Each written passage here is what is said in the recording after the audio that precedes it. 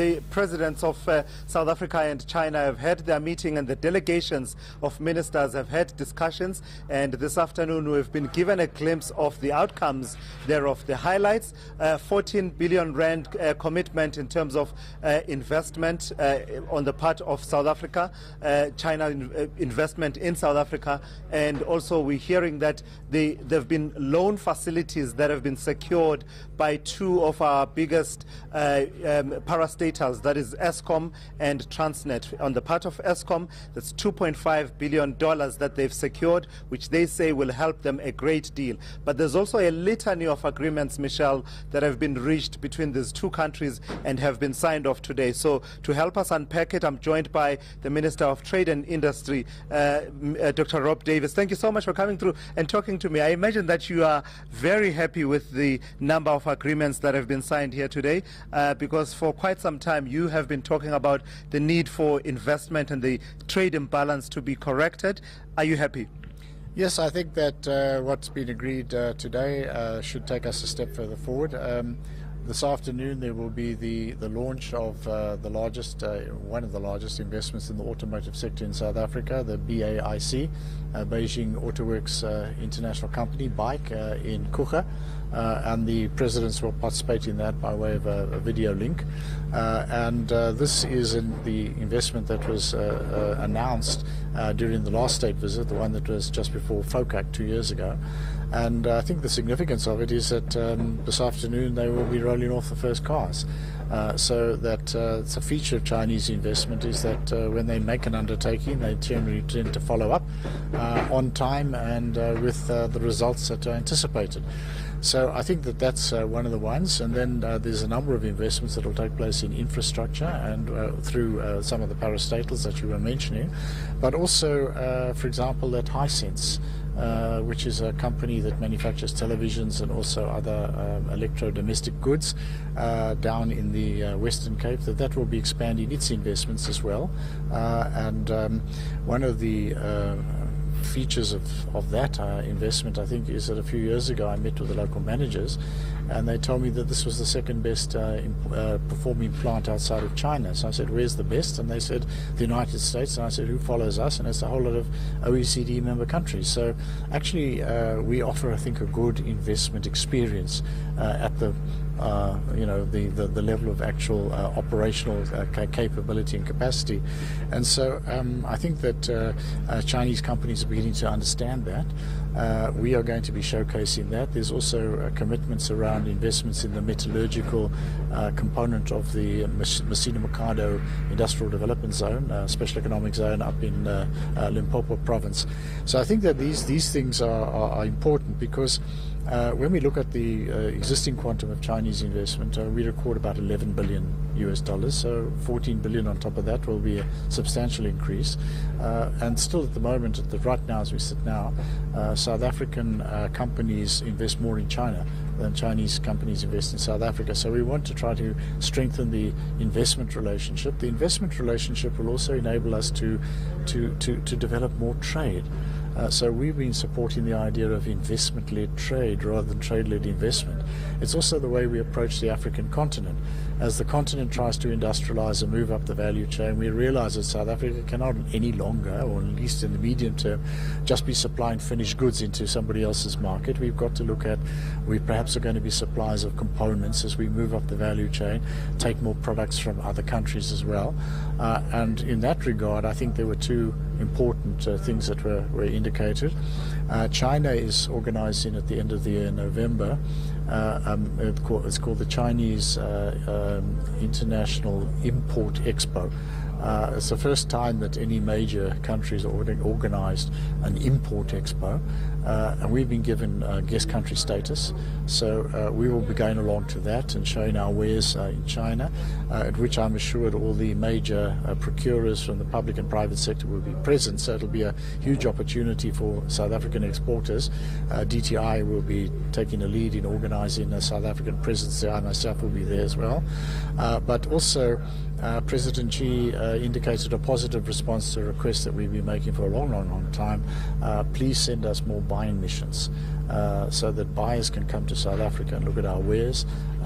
We would also like to have an opportunity to showcase our wares, in particular more value-added activities, so that we can begin to even up the trade imbalance. So talk to me about steel. I know that steel was a particular concern of yours. It's not for nothing that last year you approached the World Trade Organization and said you wanted to sort of have an emergency tariff to sort of protect the South African steel industry, and the Chinese imported steel is a big factor in that. Did you raise that today? What agreements did you reach in that regard? Because I don't think I need to tell you that if you go to Vereeniging, it looks like a ghost town, a town that was once thriving with South African steel manufacturing companies, many of them now sort of going out of business or scaling down significantly. Well, we actually didn't approach the World Trade Organization. We just ramped up the tariffs to the maximum bound rate. So that was what we did. We had to do that to defend local steel manufacturing. Not just because if we lost domestic steel manufacturing, we would regress to be in a country that just produces and exports raw material iron ore, but also because we just don't have the port capacity to supply all the downstream industries with imported steel. So we actually need to retain that. It's a strategic necessity for the South African economy. So we've been working. It's been difficult because what we've done to defend upstream has also had consequences for downstream, which is where there's more jobs. We've been trying to work and support downstream. It's a very, very difficult situation. We're participants in the G20 steel task team, which is due to meet next month, September, and so that's what we've been trying to do, and we've been trying to engage bilaterally with China. I mean, it's in that context that we were very, very concerned when the United States, on the very, very limited supply of steel products that we have into the United States, which is less than 1% of their total steel imports, they decided to impose the tariffs on that product, which was not just they raised the tariffs, because we also did, but they raised them above the WTO bindings, and they applied them on a discriminatory basis. They applied them to us, but not to other countries that are supplying the US market. So we made very, very strong representation on that. But I think this question of the global glut of steel remains an issue, and I think we would be wanting to work towards a solution through multilateral bodies. We don't have a huge amount of leverage that we can impose any other way. Just a final one then, Minister Davies. You share one other thing in common with China in that, as you just mentioned, you are among the countries on whom the United States has imposed what many would say are punitive tariffs, including on our steel and aluminium. When you were talking in those meetings with your counterparts from China, led by President Xi Jinping, did you see this as perhaps an opportunity for you to do more trade between yourselves? There's certainly been talk around the potential for our wines, our fruits and nuts to actually make their way into the Chinese market. Did you push hard for that? Well, we have been, and they have accommodated us on beef, so beef is now going there. They indicated in the talks, the presidents, that they're also going to look at things like dairy. So those are mostly SPS matters.